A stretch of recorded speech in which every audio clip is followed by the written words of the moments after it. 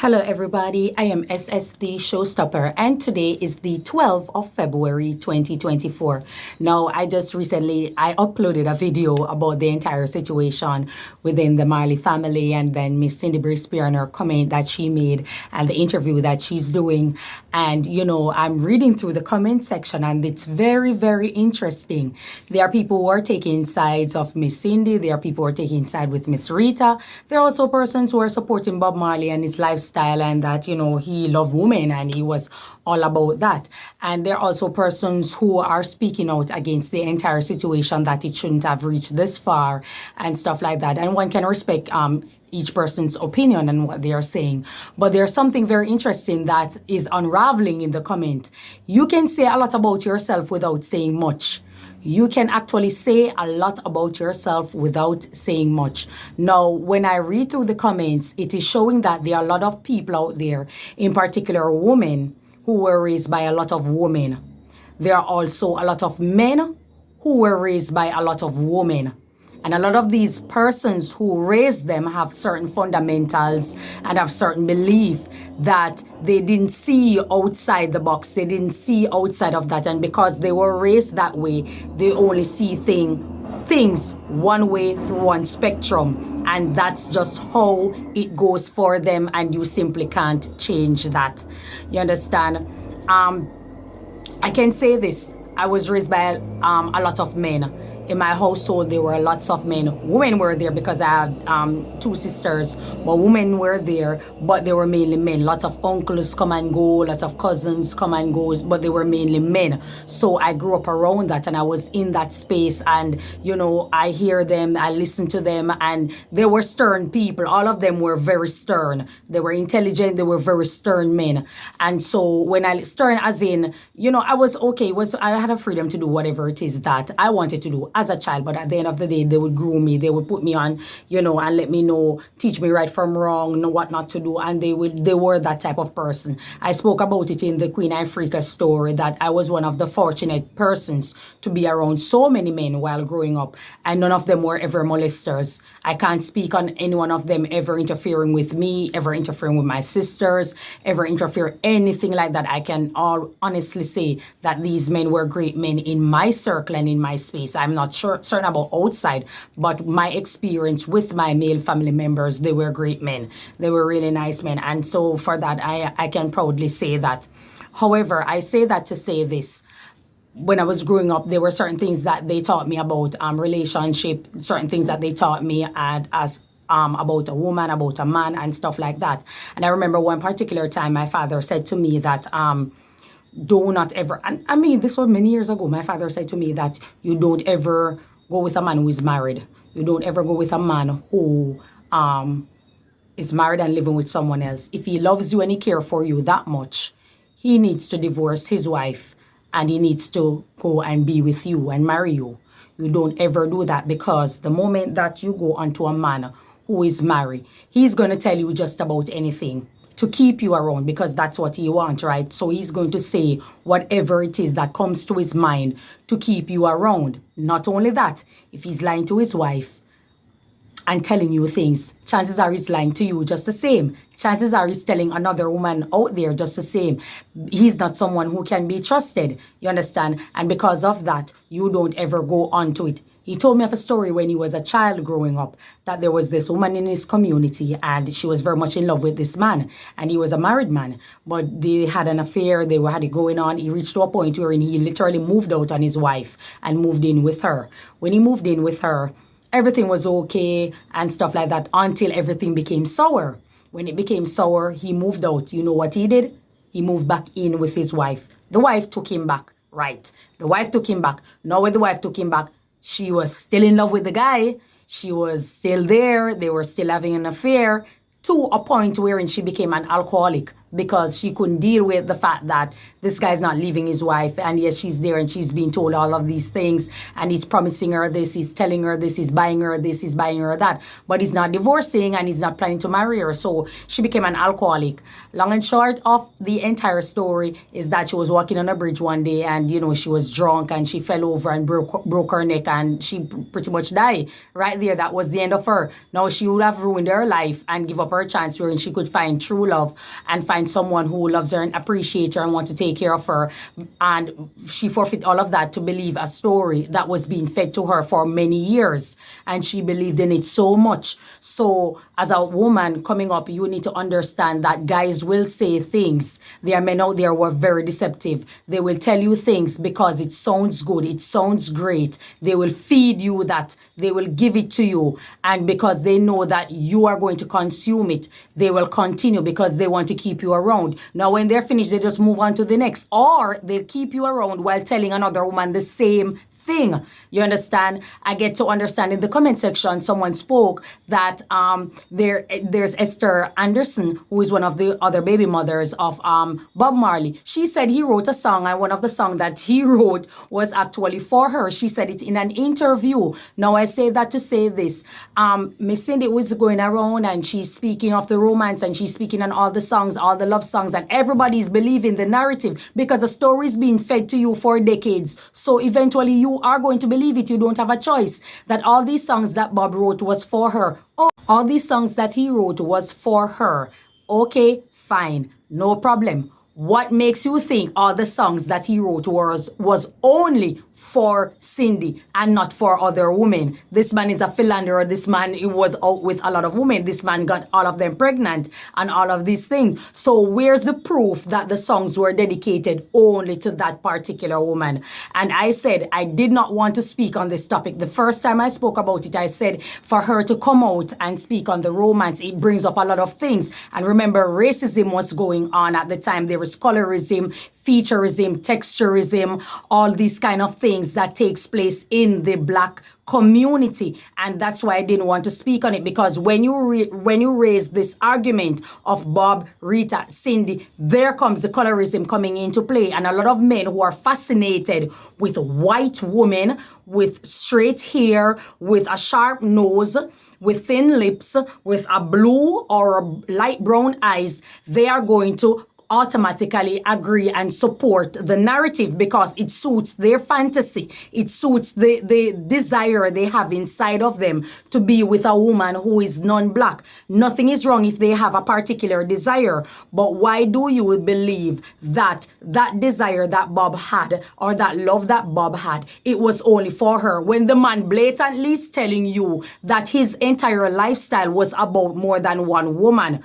But it seems as if people are hell-bent on believing a narrative that is being spun for decades, that they were heightened and they were highly in love and he did all of this thing. It's also reported and said that Miss Rita wanted a divorce, but Bob said no, whatever. Let's say all things are equal and he actually said no. What difference does it make? The man was married. No, let's spin it. Let's say Bob was married to Cindy Breakspear, right? And Rita was the side chick, or Rita was the woman who Bob was having an affair with. Would you guys sit down in good conscience and say Bob was in love with Rita, Bob was this and Bob was that, and Cindy was just a wife? And no, you guys wouldn't have said it. You know why? Because it doesn't make for a good story. When it comes to the Black community and colorism, the lighter, the whiter is better. So if Rita was the side chick, none of you would run with it. You would call her a dirty girl, a ghetto girl, a whore, all of this the caustic words would have been heightened to describe Rita if she was the side chick. But because she's a dark-skinned woman, that was the wife in the relationship. And Miss Cindy was the white woman who won Miss World. Miss Jamaica won Miss World also, and was the person who was having an affair with Bob. You guys are running with the romance of this entire situation. But in hindsight, she's a side chick. She was a concubine. That's the life. He had many. I could understand if Bob was an unmarried man and Miss Rita was the first baby mother. That was not the case. He was married to the woman and he had so many other women. You understand? So what, again, I ask, what is so special about this story? Why you guys buying into it so much? You know why? Because it has to do with a white woman. And in the black community, a white woman is at the top of the totem pole. And because of such, you know, you are going to like the story. You're going to romanticize it no matter how it comes, no matter how you put it. But had it been Rita, who was the side chick, and Cindy was the wife, then it would have spun all around calling black woman whore and calling black woman Jezebel and all of these kind of things. But it seems so hard and difficult, and it's the hardest thing in the world to come and acknowledge the fact that this man was just playing her the same way he did all those women, because he liked them. He loved women. She was just another baby mother, another side chick, another pawn in his game. None of you want to acknowledge it, but it is something called the harsh reality. You understand? It's the harsh reality.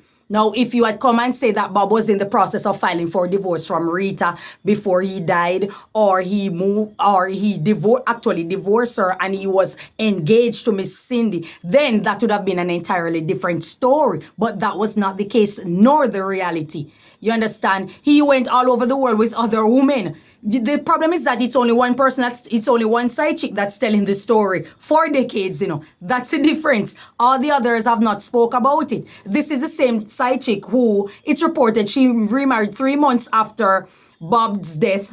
You understand? She has other children also. So again, I'm asking, what's the significance? I understand she wants to be a part of history. That's the reason she has a son who is a reggae artist. I love Junior Gang. I appreciate him. I love his voice. I love his talent. We have seen more of Junior Gang than we have seen Ziggy or Sidella or Sharon or Julian or Kimani. Well, we have seen Kimani every now and then. Rowan, you understand? We hear about them, but we hardly see them. But we have seen Junior Gang on several interviews over the years at local shows, Reggae Sumfest, or over the years. So we relate to Junior Gang. That's the blessing. And Miss Cindy need to take that and run with it and keep the legacy going on. But I'm trying to find out the significance of her posting about where and where she had an affair with this man, and there are men out there who are supporting it, because that's the life that you guys were raised in. It's simple. It's simple. Your mothers weren't necessarily wives. Your mothers weren't necessarily the first picked. Your mother had many of you with many different, you understand me? And at one point she played a side. So we know this is a black community. I'm not making up stories as I go along. It's just the harsh reality that we don't want to face. But that's the reality. A lot of you mothers, mothers, played that role, and then to incorporate that with the fact that you guys fetishize white women, it becomes a cocktail that serves you well. You understand? And because of such, you like it. So you run with it, and you like the idea that Bob was really and truly in love with only one person. So he's a philanderer and he loves a lot of women and he's a polygamist. But at the end of the day, this is one woman he truly loved and he was loyal to this woman. So which is it? Is he a polygamist or is he a monogamist? Which one? You guys are hopping in and out of these fundamentals when it is convenient. For the love story, he was a monogamist. He loved only one person, that is the white woman who won Miss World. But when it comes to all other women, he was a polygamist, and we should all accept it. You understand? Doesn't that sound like something very much confusing for you? It sounds confusing to me. You understand? Because it sounds as if I'm talking about two different men.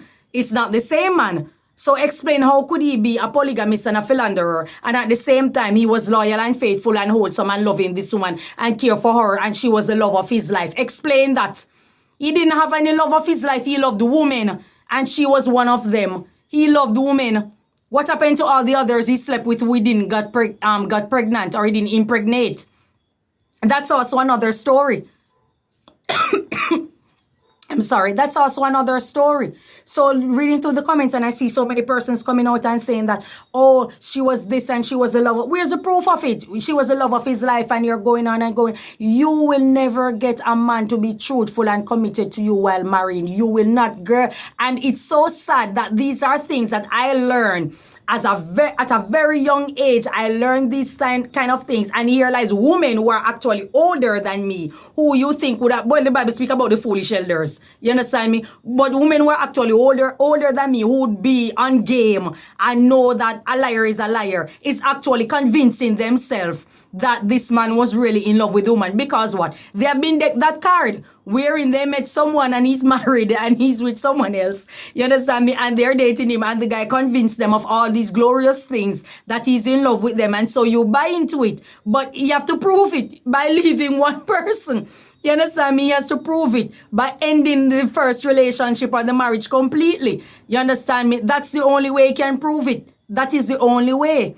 Because he's with you, I'm sure he's with someone else. And he's telling them the same thing. It's the same thing they are hearing. It's nothing else. I promise you. It's sad and I know you guys don't want to accept it. And I know it's a bitter medicine, but it's for your own good. It's like herb. It's for your own good. It's a medicine that will heal you. I'm sorry. I am sorry, but it's just the harsh reality, ladies. You're with the guy and you find out that he's married unless he's a widower, his wife is dead. You understand me? He cannot commit to you. And it's not Mario Shaivo, I'm sorry, that is Arnold Schwarzenegger's wife. It's Maria Stiviano. I think it's Stiviano, her name is. I put it in the description in the other video. It's Stiviano. That she was with the billionaire guy. She was a mistress. He had his wife and he bought her all these things and the wife took her to court and the court awarded the wife all the things that the mistress got. You understand? You just don't win. It's not a great deal. And I don't, for a woman after so many decades to be coming out and speaking on it. You understand me? It seems you can talk about the man's birthday and you know you guys were great friends and stuff like that, and kudos to your son who is here, he's doing well, he's a great recording artist and all of that. But when you're going into fine details, you're celebrating you see what is happening right now, you know, is a side chick lifestyle being glamorized, you know.